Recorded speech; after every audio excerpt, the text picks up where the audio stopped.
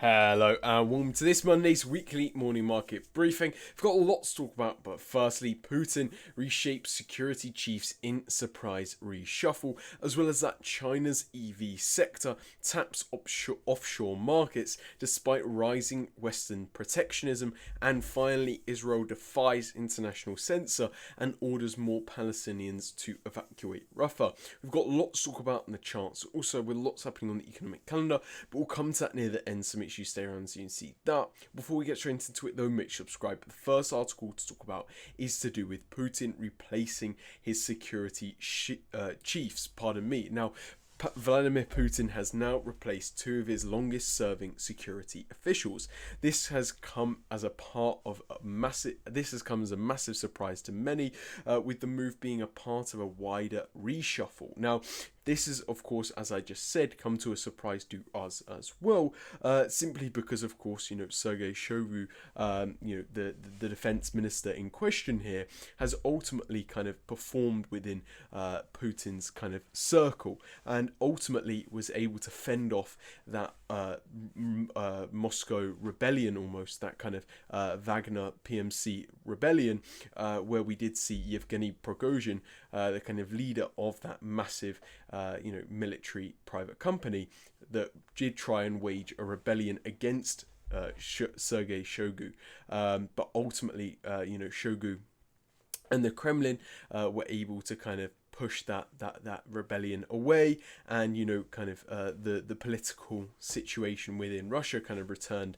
to the normal situation where we weren't seeing rebellions. Now, ultimately, this topic, the reason why we're talking about this is obviously because most recently we of course also spoke about Putin renewing his nuclear threats. We know that Putin is now warning the West of their actions, and warning that basically whatever their actions may be, should it directly hurt Russia, should it directly target Russia, Putin and Russia would be open to the use of nuclear weapons against such nations. Now, we have heard nuclear threats throughout the entirety of the Russian invasion into Ukraine, maybe not from Putin himself, but certainly from key Russian figures who have warned of strikes on Britain and other nations within Europe, of course. And this is all amidst, of course, the Russian invasion into Ukraine, which did begin in 2022 and has affected markets greatly, which is why we're talking about this topic. But yeah, ultimately nuclear threats have been made throughout, but really where Putin kind of changed up the tone was his recent threats, which came from his own voice basically, and that has had dramatic effects on the way that now people are kind of perceiving the future of Russia and the relations between Russia and the West, because we had heard kind of reports from Europe of increasing the lethality of certain aid going into Ukraine. We know that certain fighter jets are now being supplied to Ukraine, as well as new aid shipments being approved, as well as that, of course, across the pond in the US, the more recent 60 billion, I think, aid package was approved. So that's finally coming in and supporting Ukraine. And this is also all amidst, kind of Russia starting to make some gains on that eastern front in Ukraine, as ultimately recently we haven't really seen such progress be made up until maybe the start of this year, when we really started to see this Russian offensive start to heat up. Avdiivka was taken, and then this has kind of opened up the kind of offensive into the rest of the Donetsk Oblast. So ultimately, things are heating up in Ukraine, and this kind of shake-up was not expected by most, but certainly will now affect world tensions in the sense that, this is creating uncertainty. Anytime we see these kind of shake-ups, these surprise changes within, kind of the geopolitical adversaries kind of cabinet and that kind of thing, we often do see kind of world tensions rise and worries start to mount, because ultimately new people entering the cabinet, new faces are harder to judge. The next move is harder to understand and judge. So certainly for those within the US government or any other Western military officials are now certainly going to be looking out to see what the next moves will be made by Shogu's replacement, and also looking to see what Shogu now moves on to, which we will get into, of course. So that is kind of why we're talking about this article, as ultimately it will be affecting world tensions, and it's a very interesting topic to kind of keep on your mind when we're thinking about Russia making new threats towards the West and that kind of thing.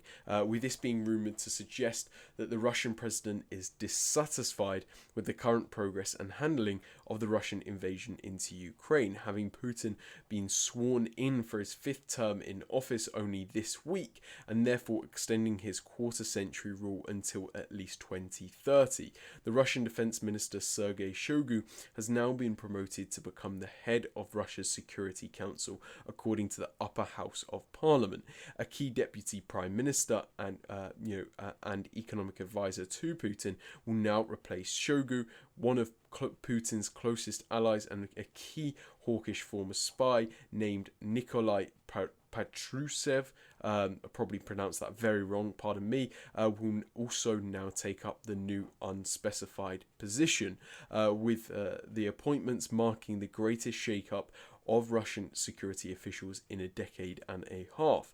The move comes at a weird time, since only recently Russian forces have begun to advance against the outgunned Ukrainian positions in the east of Ukraine.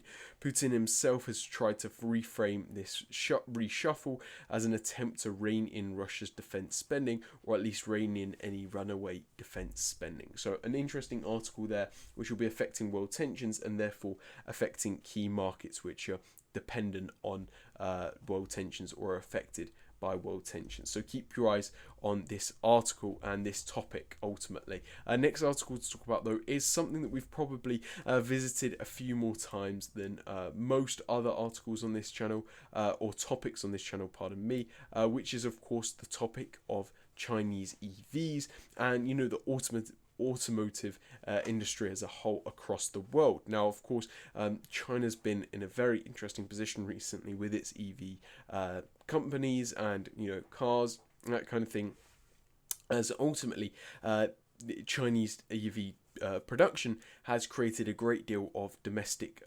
competition against those Western imports of Western EVs such as Tesla and others, which have struggled with their sales in China as a result of these new Chinese EVs being cheap to produce, so cheap to also consume, and ultimately also kind of coming in with some new revolutionary technology. And as a result of that, we've seen the likes of Tesla, Toyota and others which have got key shares within the Chinese EV sector, basically trying to switch up their kind of selling techniques by introducing new technology such as incorporating AI into their key features to make them stand out in this now very competitive market. Now, the Chinese EV sector has now begun tapping into offshore markets for greater funding. This move has seen shares in the Chinese EV maker Zeekr gain more than 34% on Friday. Now, this is also very interesting because, of course, another key thing that we're always talking about is, of course, US and Chinese relations, trade relations, and, their kind of competition, which is going on at the moment. As we do know, of course, that basically US and Chinese relations, or at least, trade relations especially, is kind of at an all-time low as a result of, kind of rising geopolitical tensions, wars across the world, those proxy conflicts, which are also contributing to the tensions, ultimately affecting China and the US's ability to work together and allow for free trade. And as a result of that, we've seen the US as well as other European nations really hamper on these increasing protectionist policies and tariffs and trade quotas and that kind of thing onto China, in an effort to kind of reduce that trade going on, especially with certain technologies, especially within the chip sector. But in another key sector, of course, that has been in the automotive industry, with Chinese EVs and EVs as a whole being that key topic, which is being affected by by such protectionism. And so whilst, those relations are at an all-time low, whilst we're seeing trade really, affected and, worsened, basically, we're seeing with this article, basically, a Chinese EV company IPOing and, putting itself on the market in the US, which of course is a massive move to be made by any company, with this move marking the biggest IPO in the US by a Chinese company since 2021. And 2022 is really when we started to see Chinese and US relations degrade even more than they already had been during the Trump era. Such actions in the markets also provide signs that investor sentiment towards Chinese-linked stocks is improving. The EV company Zeekr IPO'd in the face of new trade barriers, which are set to be imposed by both the US and Europe on Chinese-made clean tech, with the Biden administration being expected to raise tariffs on Chinese EV imports. This is also whilst the European Commission is investigating electric car imports from China and is now widely expected to raise tariffs in coming months.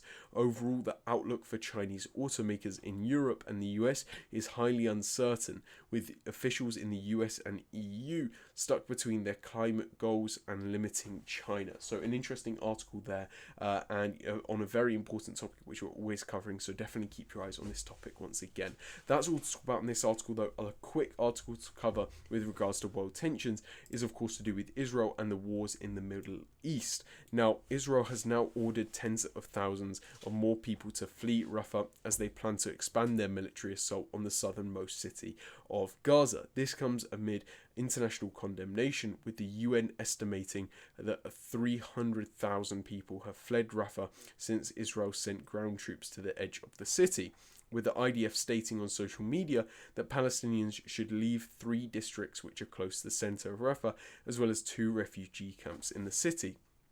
Israel is encouraging civilians to travel to designated humanitarian areas on the coast. However, UNRWA are saying that there's no safe place for Palestinians to go to.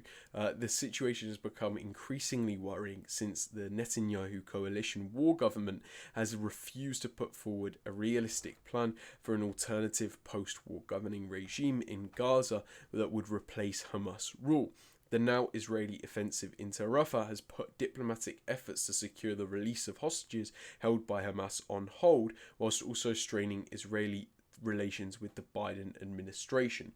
So lots to think about there with regards to Israel and Rafah and, kind of the war going on there at the moment, which is of course affecting markets greatly, with stuff like oil and gold greatly affected, because ultimately there's still that risk of a regional war breaking out, with Hezbollah on the border in Lebanon, and of course those recent Iranian kind of skirmishes in the air between Iran and Israel. So lots to think about there to do with the Middle East. That's all to talk about in the articles, though. Lastly, next to talk about, is of course the charts, where some interesting things are lining up to begin next week. Now, of course, we are beginning, just as always, on the US 30, talking about US indices as a whole, where we are now seeing price kind of rise to the upside, or at least we saw price last week rise to the upside, and is now kind of stalled out around, kind of